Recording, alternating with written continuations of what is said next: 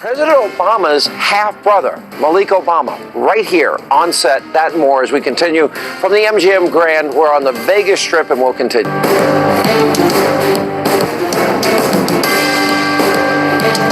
Meet you. Likewise. You doing okay? I'm doing pretty good. All right, let's. Great. You doing great? I'm doing great. I'm a big critic of you, brother. Does it bother you? No. Do you agree more with me or with him? I don't know. It all depends on the subject. And the subject matter? Yeah. Tell me about your relationship with your brother. How is it? Well, he used to be good, but I think since he's become the president, he's changed. Why? I can't reach him. He doesn't even talk to you? Well, we talk, but it's hard. I can't reach him. You can't ever. Have you been to the White House? I've been there, yes. How many times? Almost every year. Once a year? What, do you get invited to a Christmas party? I have to fight to get in, man. You have to fight to get in? He doesn't invite his brother? He's my brother, so I thought, wait a minute, he once said we got to be our brother's keeper, didn't he? I know. You disappointed in him? I am. You feel he's abandoned your family? I don't know about abandoning the family. It's just that, when he became the president, and there were a lot of expectations, and we thought that, charity starts from home. Yeah. And not that we wanted to be to get everything all at once, but at least. If I'm the president, my brother gets to come whenever he wants. He has a free pass. That's just the way family is. Well, I know John F. Kennedy. He had Robert his brother, right there. Robert Kennedy, right there. Yeah. So I thought that maybe we could be a family and just you're hurt. Just disappointed. Yeah. Yeah, and I would have thought that it would have been different. Your brother will never talk to me. I'd be nice to him. He's the president. I'd be nice. He actually talked about me a lot when he was running for office, and even said he wanted to send some guy to beat me up, tear me up. Well, before he was running for office, he was everybody's friend. You think the office has changed him?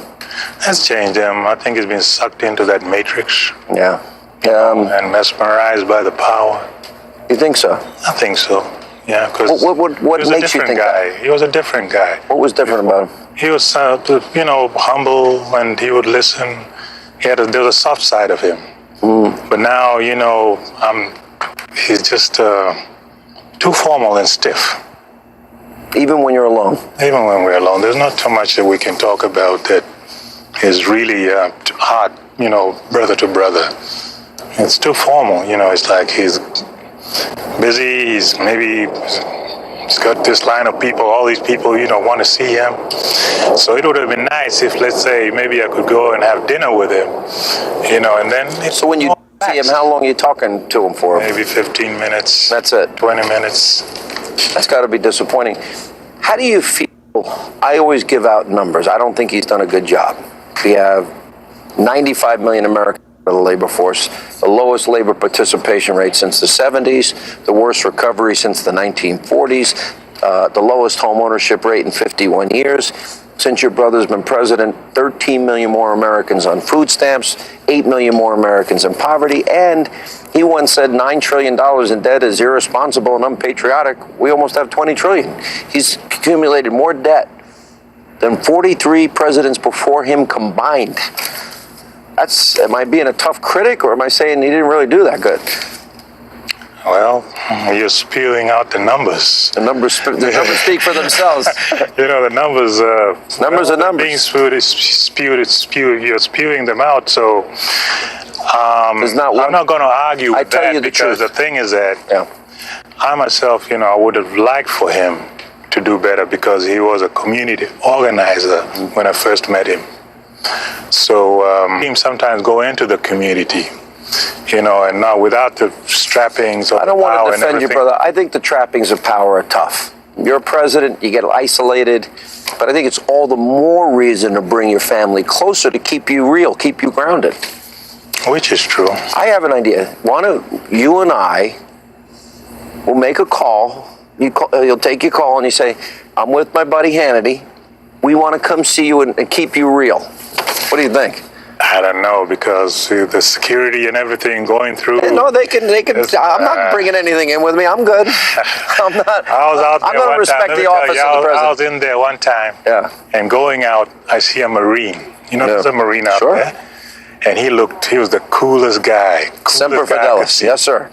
And I thought of the Queen and, the God and the gods out there in the Windsor Castle and everything. Right. And I wanted to take a picture with him, just to have a picture with him.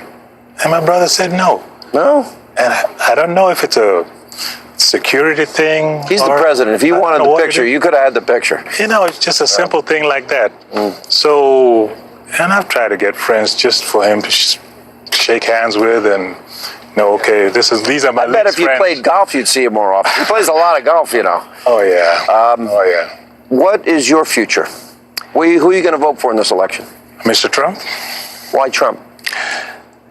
He built a fantastic business empire. And I don't see why he can't do that for the country. I hope he could. The country needs help. Another thing is that... the Republican Party is the party of Lincoln. Lincoln freed the slaves. It's also the party that Lyndon Johnson counted on to pass the Civil Rights Act, the Voting Rights Act, because of former Klansman. She says, he's my mentor, because they filibustered and went against the Civil Rights Act. Is that George W. Bush, he reopened the immigration case for my aunt. I remember that. Yeah. And you appreciated that. I really do.